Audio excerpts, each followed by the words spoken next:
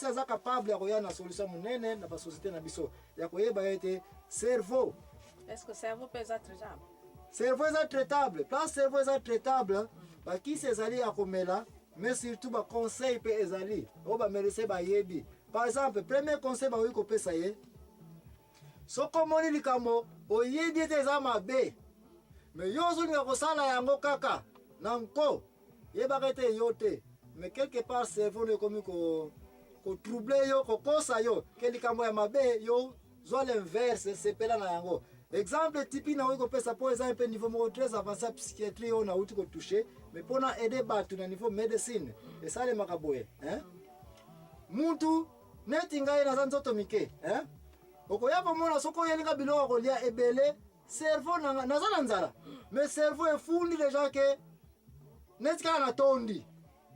Nata umoni ka biloko natanga na moni biloko mais nzoka na lete nazala nzala et puis tant pe na kolia na leka ka muke. Et puis nous avons la ça na tondi mais réellement poids biloko na le qui kanga na zana ngo na ba ba yebi na lia kamingi te kala zana ngo so na moni biloko lia yango yo il faut la lia mais na le muke me cerveau na costinga yeke oleni ni muke lokola na yebi le ngai moko depuis tongo na lete na ko forcer kaka na meka ko se forcer na lia kaka pona continuer pour muso lete ko vivre peut-être faut na lia kaka mais en réalité ngai système na efunda kaka yeke biloko ye na le déjà na tondi ya tronzo kana na le kutute. Inverse pesa les batu so mona munene ka vimba la patala la o boyele ka biloko le ya trop boyele biloko so azaka kolia atonda kanete azako tonda te menzo kana tonda ki deja ye pesa na problème na cerveau na ye bande ko tikana bisoke dérangement ya cerveau makambo yolo ba juste batata muso cerveau na wosala katia solo ba cerveau ya ka pena kokoma na corruption okomona ete ole otondi. Mais c'est vrai que so biloko se mona liaka ne ba wana batu ba obese ba benga ba mona mutazaka ko ya munene bilikola liaka ya trop et puis a comme un problème de complication sanitaire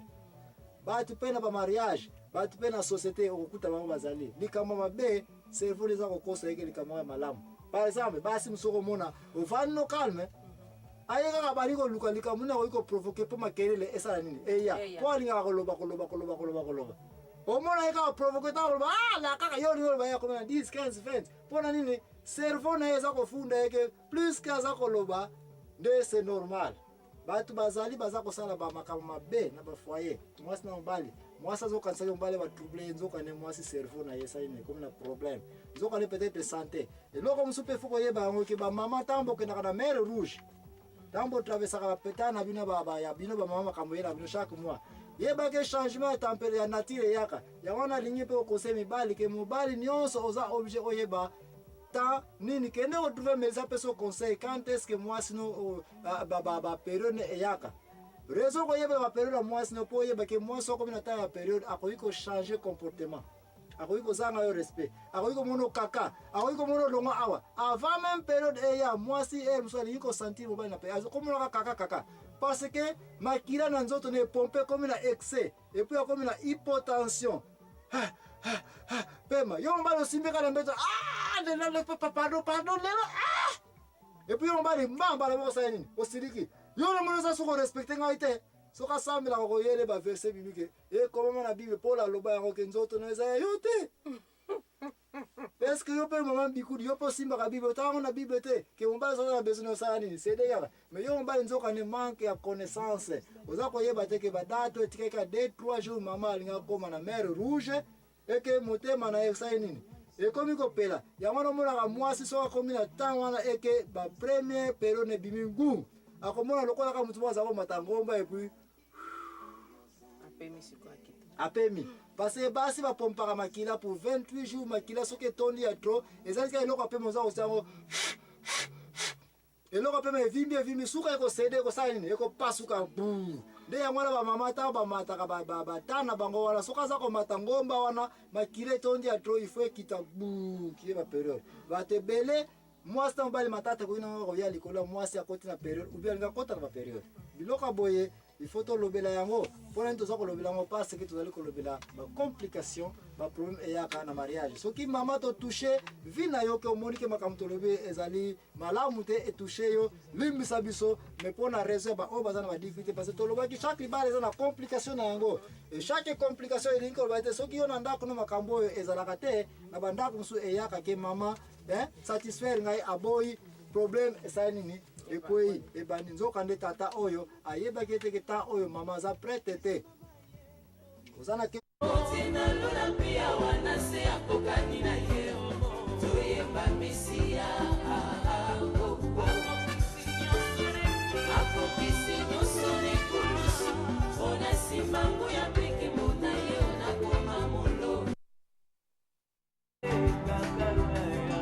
ngai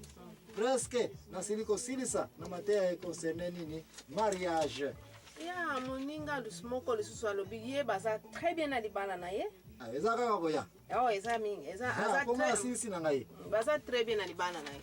mais sikoyo bafandi na lupango ya famille ndako yango bapanga batikela bango bakufa libanda lisusu ya bakufa bapanga bakufa bapara bakufa batika ndako yango donc bango bafanda na ndako wana banani soki bavanda banani ye femme yango na mobali nafanda na ndako wana donc mwana ya mwasi oyo avandi na lupango na ye parce ya papa na ye héritage mwana ndeko mobali sikoyo avandi na ndako na ye sikoyo aza suno bandeko na ye mosusu bavandi na ndako wana ozo comprendre kiye bango nyonso bankolo lupango nyonso wana parce nazotante mpe koyeba tozokenda ndako ya papa na bango atikela awa héritage eza koleka papa akufi atike ndako na bana soki toyi bana ya basi na mibali do bana nyonso bazovanda lupango ya papa na bango kiye ya bango sikoyo conflit ekoti wana ye tata kota abengani basere nyonso na ndako mwana mobali abengani na lupango ya bango na lupango ya papa na bango naza kolanda yo abengani bango sikoyo bazokana sute mpona nini raison bango bayaka na mibali na bango na ndako wana sikoyo bana basi bazala kobala te bazalaka ya kobala mais swati baza na mibali te baza su na mibali te epuis bamakamu na bango bakomi koya na kati ya lupango wana sikoyo friend eno okatela likambo wana bon problème ezali ya libala te n'est-ce pas eza problème ya héritage eza awa papa akufi atiki ndako na bana parce yango naza kotravaille mpona bana ne basambwa na cité te bana bango oyo bavandi mpa bapapa na bango bana basi na bana mibali bavandi wana mais sikoyo problème ezali yake bana ya basi na bana mibali to bana en général boyokani eza lisusu te oyo nakosongisa yango na émission ya la vérité oyo tolandaki concernant l'héritage problème oyo ezali problème ya libala moko namoni te sino ke solution moko ezali awa ya bana oyo soki baza koyokana lisusu te mwana oyo ya mobali courage yango azwili yango wapi abengana na basere na ye oyo même si bazoyokana mibali qu'est-ce que ça va voir parce que lupango mpe ya ye te sino ya bango nyonso qu'est-ce que ça va voir est-ce que question naza yango sikoyo epa yo moto okangi bainformation na barecherche na yo est-ce que bana basi oyo ye bazovanda lupango ya papa na bango lupango na bango babimaki mpe babimi baki kofutela parce que babengani bango na nani babengani bango na ndeko wa mobali ndeko na mobali ye nani na lupango oyo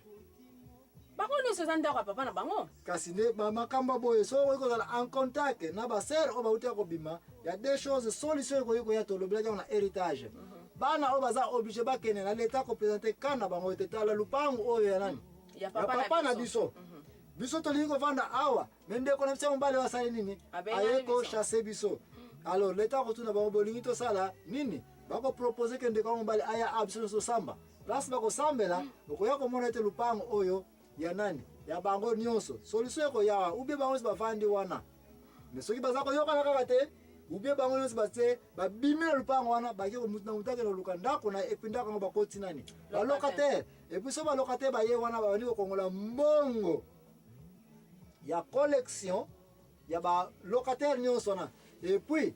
mbongo nyonso wana soki bazalaki 5 so bazalaki 6 soki ezalaki $30 chaque mutu $5 a défaut parce que batole ekoki kotoboka baporte ekoki kobeba wese ekoki kokangama maintenance ya lupango wana bakoki kozwa décision ke chaque mutu na part na ye atia swati $1 chaque mois epesi swati $6 batie na pembeni jour ekozala ete mama moko na lupango numero 1 alobiki ete te tole eza kosointe kuna na libenga wana bakende kozula mbongo kosala maintenance mais-il ke soki bakotia balocataire mbongo nyonso oyo na bana ya basi na bana ya mibali chaque mutu faza portion égale soki bamonika mbongo ezaka bafo mutu mutu akipe ya ye baza oblige bateka yango bamapango ebele eza kotekamaka likolo ya ebimisi conflit ya héritage lupango bateka yango soki bateki yango par exemple na 30 000 $, alors chaque mutu akozwa 5 000 mwana oyo 5 000 mwana oyo 5 000 mwana mobali oyo 5 000 makamaki mwana mwasi eza te makamaki mwana mobali mpe eza te oyo sujet oyo kotushe awa merci tolobela na sujet héritage bao balandaki yango mama ani nasepeli mingi ndenge oyo koglisse yango parce que outi kozwa bakestion ka sikoyo na internet na batelefone donc bref famille wana conseil kopesa bango bateka lupango bakabola mbongo parce que bango nyonso bana ya papa oyo baza na droit na yango adefu base balocataire bango nyonso bakabola mbongo ya balocataire oyo mutu kutina ve eloko ya papa ya bana yango mwasi na mwana mobali mususu ezali papa ya mariage kaka aza marie mais sikoyo aza na baleki na ye ya mibali bavandi na ndako wana nani mwasi to mobali aza na bapetit frère mais asi nakata ndako kaka baétranger bapetit frère mpe na mama moko tata moko peu importe baétranger asuspecte déjà que na